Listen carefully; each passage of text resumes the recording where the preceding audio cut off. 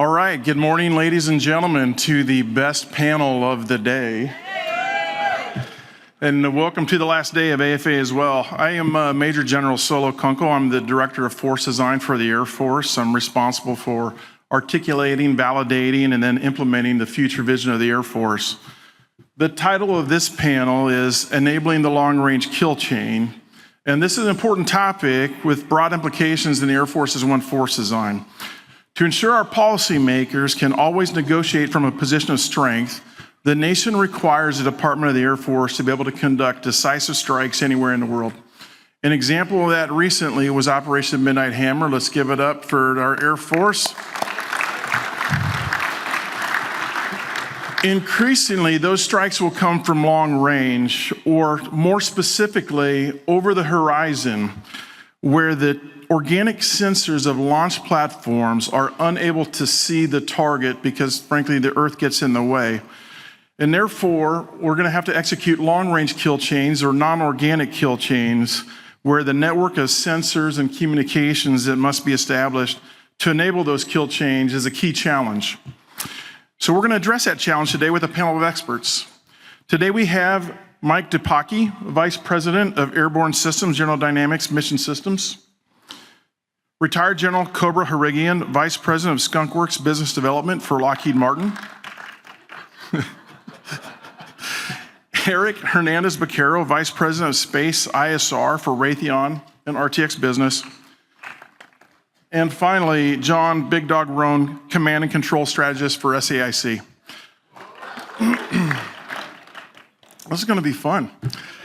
So, gentlemen, thank you for being here, and let's get right to it. We got a group of space and Air Force experts, and we'll start with General Harrigian.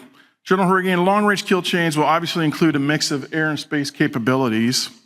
What do you view as the optimal future mix of or roles for air and space platforms supporting long-range kill chains?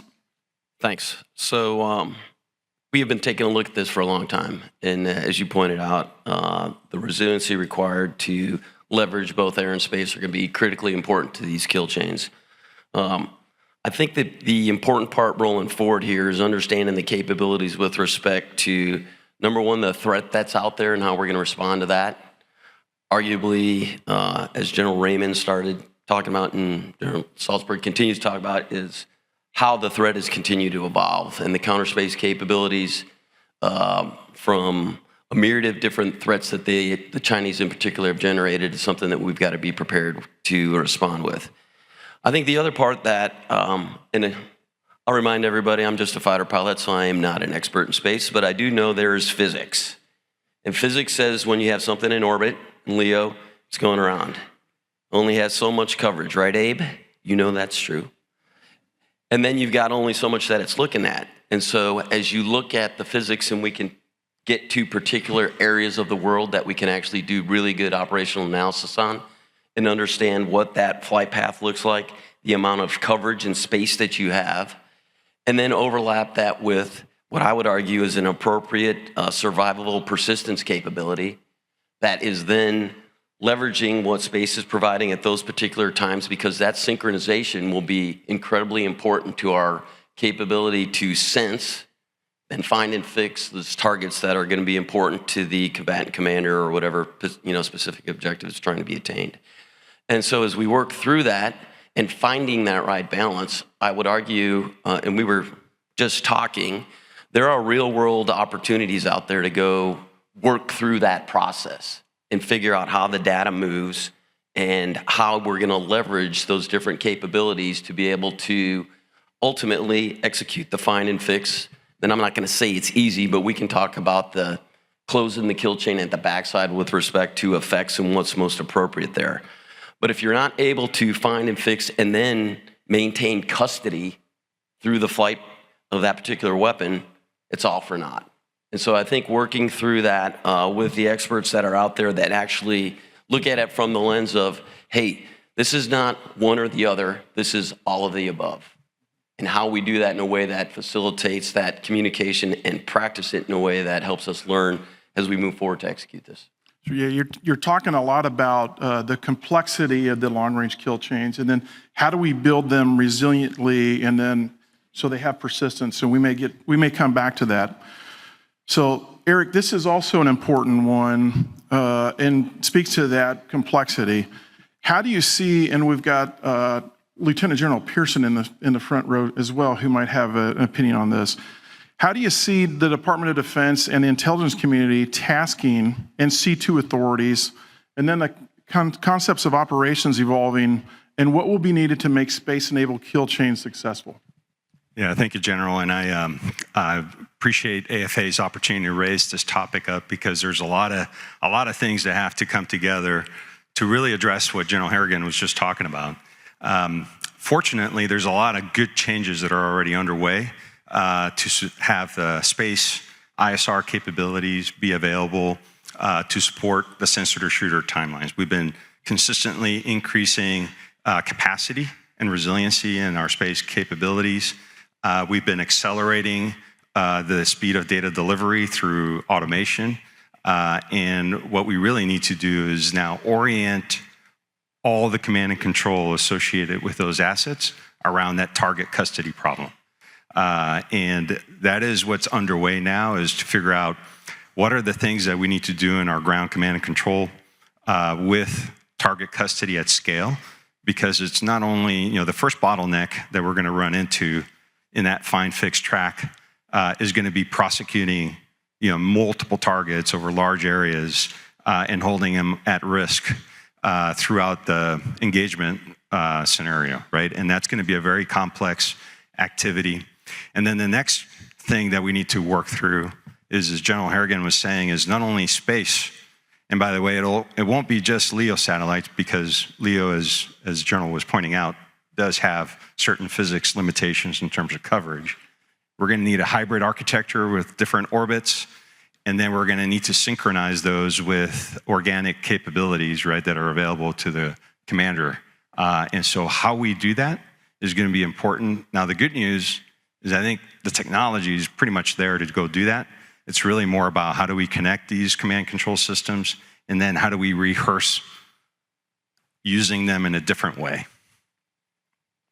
Yeah, excellent answer. And the kind of a follow-up to John. So we've talked about how dynamic and complex this environment is going to be, especially with fusion and correlation between multiple sensors, multiple domains, multiple phenomenologies. Can you expand on the difference between correlation and fusion, and why it's important to get both those things right? Yes, sir. Thanks for the opportunity. So this is coming from a non-doctrinal definition. Fusion, to me, is getting a single track from multiple sensors, multiple pieces of data. You display that to the decision maker in a format that he or she can easily digest and make a decision on. The correlation piece is the information that is in that track that's amplifying that track, is that actually accurate? One. Number two, do we actually trust that enough to make a decision? I've used an example before when General Harrigan was Captain Harrigan and I was, a lieutenant on AWACS, and I say, this group right there is hostile. Is he going to turn around and shoot that without validating that hostile? The answer is no, and probably rightfully so. But the importance, I think, from a long-range kill chain piece is a lot of this, a lot of the weapons that we have, a lot of the decisions for long-range kill chain are rightfully at this moment held very centrally. I think that, using the great philosopher Mike Tyson, everybody has a plan to get punched in the face. The first time that we get punched in the face trying to execute or implement a long-range kill chain, we will have to consider if the construct that we have to centrally control those decisions is accurate. If it's not, and we have to decentralize that, and maybe we de-emphasize the role of the AOC, maybe emphasize the role of whomever is running this fight or battle managing this fight at the edge, then you have to make that decision. Is the correlation going to continue to be done by the human on the loop, the human in the loop, or are we going to trust, because of the speed of the fight, are we going to trust it to be, the correlation be done automatically? A hostile declaration. Thresher's a good example. Can they spoof Thresher? Are we going to use that? Eric mentioned the bottleneck. I think the first bottleneck that we're probably going to have in this is the amount of intelligence data that is out there and how we have to fuse and correlate that data to something that we can now take action against, whether it's kinetic or non-kinetic. I think the theater air control system that we have right now, the people that normally correlate that information at the edge, talking to people who are manning the effectors, I think that construct's going to change in future fights. And I think as that construct changes, then maybe the way that we think about and view long-range kill chains are gonna change as well. But we have to figure out a way to quickly correlate with a lot of data, and to quickly correlate with a lot of data against the right targets. Can you just, in real simple terms, none of this is simple, but can you talk through like what could happen if we don't get that correlation and fusion correct? Absolutely. I think the worst case scenario is you hit the wrong target. Probably maybe just as bad. You miss the target that you're trying to hit. General Harrigian talked about the Earth getting in the way, and General Solo talked about the reason we have a long-range kill chain. It takes time to get from decision to execute, to hitting the pickle button, to waiting for that target to actually impact waiting for that missile, that effector to actually impact the target. Between that time, the threat situation is going to change. The support assets that may be required to support that actual effector, or those assets that are in country or near theater in harm's way, that scenario is going to change. So as soon as we figure out how to make that determination and to protect those assets, that's going to happen very quickly. We have to train to it, and if we don't, then the worst case is we lose Americans or coalition partners waiting for this effector to hit its target. I think another portion of that is we're going to have probably limited numbers of the long-range weapons, and what we can't afford to do is start sending long-range weapons down track against something that's not the right target. So excellent answer. Mike, clearly there are huge data requirements for long-range kill chains. How do you view data protection, multi-domain, multilateral security, and cross-encryption requirements for long-range kill chains, and what's being done about it? So as we talked about, or was highlighted, really it's after we get punched in the face that some of the data processing is going to be moving to the edge, and making those decisions need to be done there, which really is about getting the right data to the right place at the right time so that right decision can be made. And a lot of that starts with security, when you don't have the centralized data decision making that's being there. So we're seeing a lot of developments that are going on in terms of encryption, so that when the data arrives at that platform, it can be trusted. Because if that data can't be trusted, the right decision can't be made. And as you highlighted, that could end up being putting a expensive asset that we have limited of in the wrong place. The other piece is for it to be long range, as was highlighted, the Earth's going to get in the way for that. So we're going to be aggregating data from multiple different platforms that are across multiple different security levels that historically may have not had shared data organically. So it's going to be about the speed that this data gets processed across multiple caveats, whether that's from joint partners in the multi-domain operation or with coalition partners, so that that data can get to that right platform. So maintaining data separation, so the data is secure but can be shared, but also having cross-domain solutions that pushes the data down to the right level so that that information can go to the right person so that decision can be made. We can't just rely on the sensors on board those platforms to give the operator the information that's needed. It's going to come from ISR assets, and then as it gets into the contested environment, the other piece will be how do we store that data securely, so then when comms links go down, the operator has the latest information and can still use that information to persecute the target. What I think you're talking about is we eventually want to get ourselves to a point where we have this common operational picture where we have a really solid understanding of what red is doing, where red's at, where all their capabilities are, but also with blue, and then every war fighter at each echelon sees exactly what they have. I think that becomes a really, really critical advantage in combat. You know, GPS has been a game changer, and when America fielded GPS, that brought all kinds of partners to us. I think when we field this common operational picture with the data right, that becomes another game changer, just like GPS, and an absolute game changer in combat.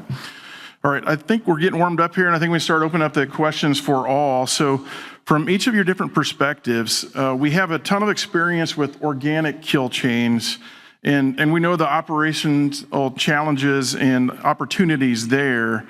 So we're in the early stages of long-range kill chains. I think the benefits of long-range kill chains are clear, but what challenges do you see in the future to supporting kill chains of growing length, particularly in terms of delivering adequate accuracy, volume, confidence in those kill chains, persistence, and then finally resiliency? Can I take Yes, sir. a quick second here? And I think it's important we take this on, because I live this at AFCENT and USAF. And there's a policy piece here, and I'll use the term asking versus tasking. And while I have great respect for Intel space community, there was a lot of asking, but I couldn't task. And if we're going to try to do this, we're going to have to work our way through that. And it's got to be more than a handshake. Because if you can't get this whole discussion on data, it's a PowerPoint slide. And as we work our way through what those agreements are that are happening at echelon, it's got to make its way into the trenches. And if they're not seeing it, you're going to be working really hard to execute any of this find and fix on the front end, because you couldn't get the data you needed for timely information, either to get to the shooter or, in Big Dog's case, to the battle manager to make a decision on who the shooter should be. So we got to work through that. And, you know, there's people in the building, and I know you're nodding your head, but that's going to be hard, because it can't be personality based. Can't be, you know, bro up, hey, we're going to take care of you, because that's not going to work when the big deal happens. And so we gotta find a way to ensure over time across the globe we're able to do that. And I think part of that then will be how you take this mix of, you know, high orbits, low orbits, mix those, and then I think you said it exactly right. What is the actual data that we need to have moving? And, you know, I'm gonna look at General Cropsey and the ABMS team and go, hey, it's time for you to deliver on this, because this is gonna be hard.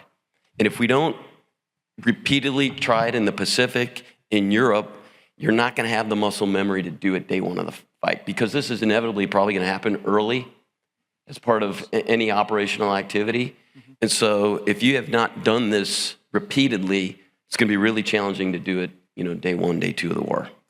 Yeah, that's right. I think one of the big problems is this, you know, if you want to do this at capacity and persistence and speed, it can't be an ask, not task. Do you have any thoughts on like specific changes that we need to address between, you know, perhaps the Intel community and? Well, we got experts in here that are working on it. You know,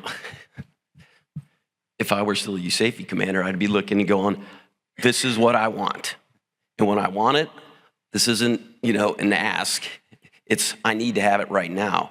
And, you know, we saw this in the beginning of Ukraine. Anybody who was with me when the Russians invaded, we were working really hard to get space data to move at the speed that we needed to, you know, share it with, I'll just say, the right people.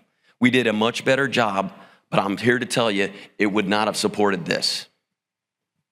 So, you know, working through, I think, real world activities today that are happening, whether they be in the Straits or, you know, even in Europe right now, are opportunities to test this system and find out where the friction points are to take those speed bumps, get rid of them, so that we can actually be able to have confidence in our ability to do this early. Does that make sense? General, if I may, I want to just piggyback on that, because I 100% agree with what General Harrigan said, and I think we need to really attack that problem with urgency. One of the concerns I have is typically we tend to look at that, well, that's a future problem. We're going to wait until we get the new sensors in, or we're going to wait until we get the new effectors in. But we can start operating that way today with the sensors that we have and the weapons that we have. And I think we need to really get after rehearsing how we operate differently. Now, I think sometimes this is something we got to work, because the alternative is we don't figure out how to do it and everybody goes their separate ways, and we'll never get the scale that we really need to do this. So to get after that, I do think that there are some enablers, right, that are going to allow us to do something different than we haven't done before. First off, there's going to be increased amount of capacity in our overhead systems that's going to give us flexibility for how we allocate that and apportion that to both intel purposes and for a commander's authority in order to prosecute these kill chains. And so, and there are tools that are currently in development to help make that decision. Second, I think there's already been a paradigm shift when we openly and acknowledge that space is a warfighting domain, right? There are activities that we need to do in space that sometimes are going to be driven by intel authorities, and there are times where we're going to have to operate under DoD authority in order to just simply do a protect and defend action. So there's already a precedent for figuring out how do we take these assets that are multi-mission, multi-role, and operate them under different authorities. And I think what we need to do is just really take how we've done that and scale it now, and then practice it with these long-range kill chains. So if I could add one, I'll shift a little bit. A lot of times when we talk long-range kill chains, we use the singular. And I think that when we kick off this fight, just like any other fight, there are multiple targets. There are probably multiple long-range kill chains. There are probably multiple long-range weapons going after targets in an environment that is going to change. So how do you orchestrate the sensors? How do you orchestrate the multiple kill chains? And how are you going to ensure that there's resilience? Eric talked about space. Space, you hear, is the most highly contested domain. It can't be the most highly contested domain, and we also assure that we're going to have it the entire time. So if it's the most highly contested domain, we can assume that we're not going to have those assets for a while. So what is a layered approach to orchestrate those, orchestrate the kill chains and to battle manage those? And we always talk about access to data, ubiquitous access to data. Too much data is too much data sometimes. If you take me on a date to Cheesecake Factory, it's going to take me about 45 minutes to figure out the menu, right? Versus trying to give me one or two. I want a steak, I want a salad, and I want maybe some carbs and a bourbon option. So those are the things I think as we start to think about long-range kill chains is how do we manage the intelligence data that we're going to have? How do we manage the surveillance data that we're going to have? And how do we manage the actual deconfliction and orchestration from whether it's battle managers at the edge, at the AOC, it doesn't matter, but we have to figure out how we do that, and I think we have to consider that as we talk long-range kill chains. And I think Go ahead. I think the other piece, the changing subjects a little or topics a little bit of is making sure that when we implement the solution for this, we're not facing a static threat. The threat's going to continue to evolve, and they're going to adapt to whatever we put out there. So the solutions need to be adaptable, and we need to be able to adapt them with speed. So the architectures that we put in place need to be flexible so that we can quickly introduce new weapon systems from an integration standpoint to make sure that when we put that solution in place, we aren't solving the problem of 2 years ago, but we're solving the problem of today. This isn't going to be something that we just set something up once and forget about it. We need all the hardware, software, and architectures to be able to support the continuous evolution of that long-range kill chain so that it can really evolve as fast as the threat is evolving. Sir, do you have anything else? Well, the other challenge I think we got to face, and this is not new, you've lived this, is beyond line of sight comms. I think we asked for beyond line of sight comms when I was in the Raptor in 2010. How we doing? I mean, there's some issues here. If we're going to get to the kind of situational awareness we're going to need, because arguably, you pointed out, there's going to be long-range kill chains, and there's probably going to be some penetrating work to be done at the same time. It's got to be synchronized. You're going to have this pulse that's going to include probably all the above here. And how you ensure when everybody shows up at the line of scrimmage, they have the same situational awareness is going to be hard. And so, as I know, the collective team has been working this for a while, how we get those particular capabilities to those folks that are out front, you all, sons and daughters, that's going to be critically important, I think, to being able to actually execute the mission to the level of expertise that we know is available to them, but we got to give them the tools. Just real quick. We've been working on this a long time. We've taken many first steps. What do you guys think is the first step or the next step that is critical for us to start realizing long-range kill chains and realizing them in the capacity that's required? Any thoughts on that, just real quick? Unlock data. Find a way to get the right data to the right people for their appropriate level of decision and their level of authority and their level of risk. And then have assets that are integrated, a system of systems that can reach into this data pool, data lake. I'm a history major, I don't know what to call it. Reach into that, get the right data, and it's present that in a format where people can make decisions rapidly. I don't want to hijack this. So I know there were people that were with me when we started to do this, and we were just talking about it. We started doing F2T2 events in Europe. Do it. Unless you go out there and actually try this, you are not going to uncover all the gaps that we have in this. And, I have absolutely no doubt there are people in this crowd that will figure it out. But if it can, and you could do it at Bamboo Eagle, there's places that you can go and try to execute this. But until you map out and, Joe Cropsey is part of this, when we decomposed kill chains and you look at, hey, it's not a lightning bolt anymore. What is that? And then we go out and do it. I think that will be the first big step to say, okay, here's really where we're at, can look ourselves in the mirror, and then prioritize what we need to go fix. Sir, can I add? I'm sorry. Go ahead. Can I add to that, sir? And I'm pointing the finger at myself. We've all, I think, gone through the weapons school mission deployment phases or integration phase or red flag where we don't train to failure. Maybe it's changed now, and if so, then peace. But we white card things that, that didn't work today, but this is the white card input, so let's go and execute this thing. And we all win at the very end of this thing. And I recognize the training value. I understand there's a lot of money spent. But to General Harrigian's point, if the first time that we fail at this is when blood's flowing, then I think we've probably done the country a disservice.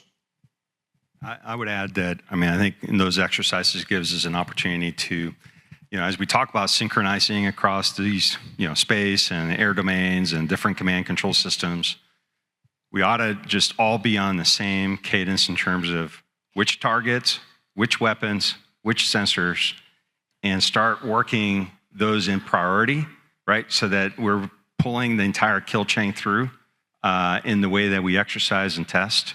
And then we add capacity, right? So we wire everything now with the sensors and the effectors that we have now, because the fight could break out tonight, right? And so we need to be ready with the capabilities that we have now. And I would do that first. And then as new sensors, new effectors come in, then that just improves our resiliency and improves our capacity. Yeah, I couldn't agree more. I think it's about getting the technology we have out there now, trying it out, learning from it so that we know how to adjust. And then, as we were talking about, make those adjustments in our technologies, in our data flows, so that we can learn from these tests and then move forward. Yeah, I think like an experimentation unit. We've got an experimental operations unit for CCA. We've got one for MA1 capabilities. What we haven't done is stood up this experimental unit that can just go out and exercise these things. It's something that we need to do in the Air Force. You heard it here first. Question for all. What technologies do you see as the most promising to advancing long-range kill chains, and how can government partner with industry more closely to deliver them? Let me take a first cut at that. One of the things that I'm excited about is one of the offsprings from the operational imperatives for moving target engagement at scale was developing a custody engine. right? So we've been working very hard with partners across industry and the government on figuring out what that is, how to do that. One approach that we've taken is, into the comment earlier about correlation and data fusion, how to make that work to discriminate targets. We've done that before with organic assets that have fire control systems with radar, IR, ESM capabilities, and then have that multimodal detection and tracking be able to help discriminate. And then you add the multi-ship configurations that bring another element of discrimination to that. And now we still enjoy all that, but we're gonna scale that to leverage the space. And so we're tuning these tracking systems to work with space sensors. We're leveraging AI to infuse, how do we adapt these trackers to new targets and to optimize and tune them appropriately. So I'm really excited about those elements. We haven't talked about the effectors much, and being from Raytheon, I have to say a few things about effectors. The advancements that we're making, of course, near term, it's all about ramping up our rates to meet the demand of our munition needs for the arsenal. But in development, I'll just put a plug in for our hypersonic advanced cruise missiles technology. We're excited about the partnership with the Air Force on that and accelerating those. And really, it's about accelerating production.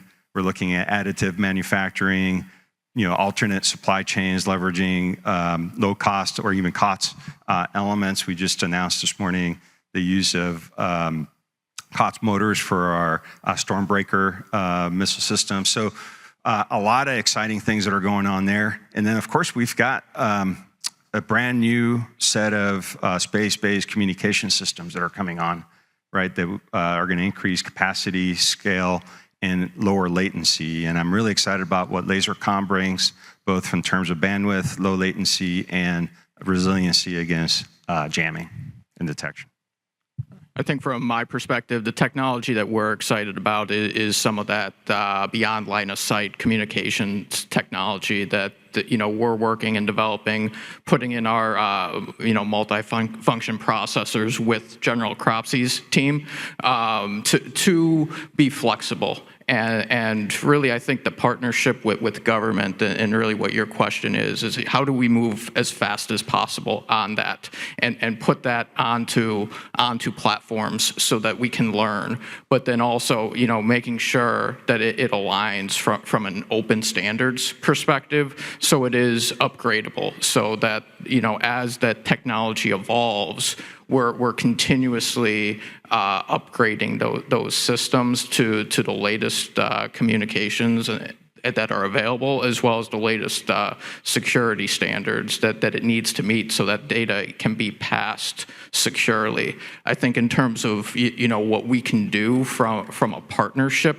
standpoint with the government is kind of twofold. First, really understanding some of the government's roadmaps of where we need to go, and the government's looking to go so that, generally speaking, industry is willing to invest in this. But understanding the roadmaps and having those roadmaps be clear and consistent is what helps enable that industry investment so that we can build the case within our organizations to be making those investments and we can kind of show that clear payoff and where it's going to lead to in the future. Without being able to articulate what that clear benefit is, it's going to be hard to justify some of the investments that are needed there. And then I think the second piece of it is as we work through some of the contracts to put these things in place,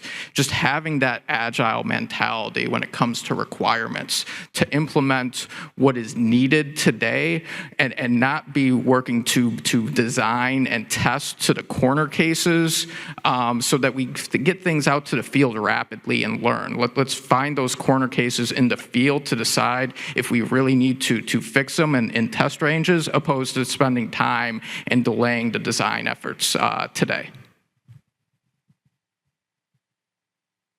You don't have anything, big dog? Come on, man. I do, sir, but General Cropsey, I don't want his head to get too big. It's the speed. It's what he said. What I think is interesting is not so much the technology, but it's more of when we have an idea, we can approach people like General Cropsey and say, here's an idea, and the acquisition process happens. I know there's discussion about the JSIDs going away, but when we were in uniform, coming up with an idea and then getting it to the warfighter is 3 to 5 years. And now we can do that in months or single-digit months. So I think there's two things here. One is your idea on collaboration here, which, we can use the word all the time, but at the end of the day, I think in my short time in industry, it's been, what are the warfighter's priorities? What are those key things that need to be fixed and that anybody up here could help you with? The more those priorities are laid out and are crystal clear, I think the faster we can go together. And, I know keep going back to General Cropsey, but it's hard work. It's not easy because it turns into world hunger. And if you don't go after from very specific pieces of that problem set, it's gonna take 20 years, and we can't wait.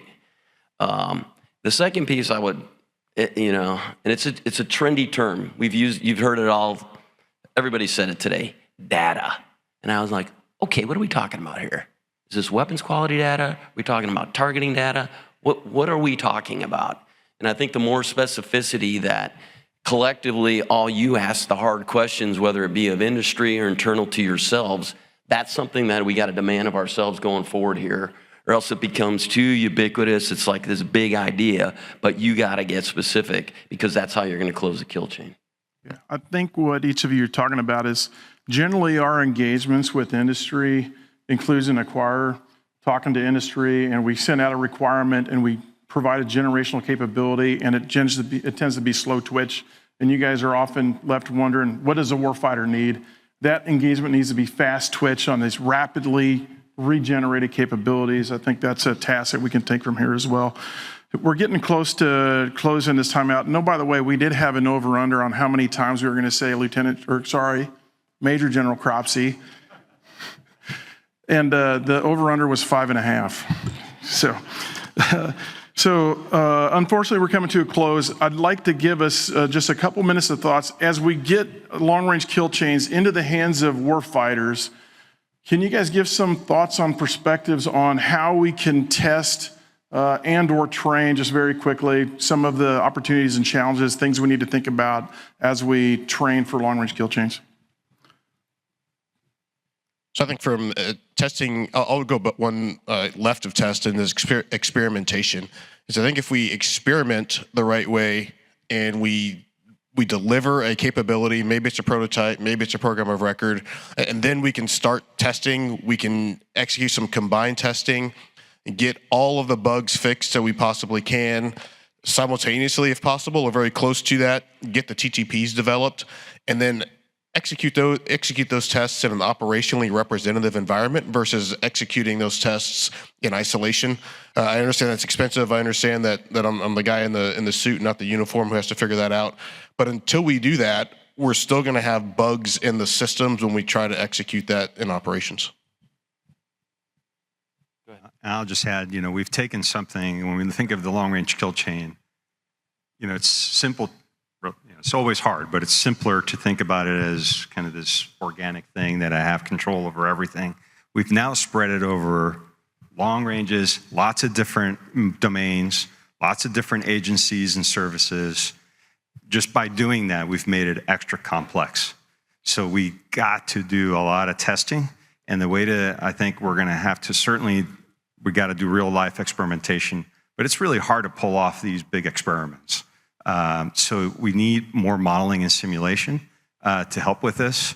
Typically we do a lot of modeling and sim for operational analysis kind of work, or we will do modeling and sim for a very detailed kind of engineering thing. We need the right scale of modeling and sim in order to get these scenarios for the long-range kill chain developed and then test our systems against those. And we should have a scenario or a set of scenarios that we start with, and we drive that kill chain through the systems, and we need to do that now. So Completely agree on the modeling sim experimentation, but I would argue, hey, we do bomber task force. Do them in the Pacific, do them in Europe. Giddy up, let's try it. I mean, you can simulate this. At least go through the kill chain and figure out where the gaps are, and then feed that back into exactly what you're talking about, Eric, into those that are testing and experimenting and trying to sort out what the solution set might look like, because we've all been in the sim. They're good, but they're not exactly right. And so I think that's a way to force ourselves to go, okay, here's the reality check of what we're trying to do to get the, target custody, all those things we just talked about, the tasking, asking, and then come back, debrief it, and feed it back into the system. Big Doc? Or Mike? I would just add, again, modeling from a perspective, as all these systems are coming together, pulling together the models to make sure that they're interoperable and that we can solve these integration issues ahead of trying to solve it to the field. I know we've caught numerous integration challenges before fielding that will allow those experiments to be more successful. Great. John, anything to add before? I know we're quickly closing, right? Bottom line is we've got to get the capabilities in the hands of warfighters as soon as possible and let them experiment with it before we can get to the capacity we need. Ladies and gentlemen, we've reached our time. The Joint Forces developing and delivering long-range kill chains, they're essential to our force design. Our partnership with industry and the Joint Force will be key to closing them so we can bring decisive options to our policymakers. Please help me thank this great panel for their insights.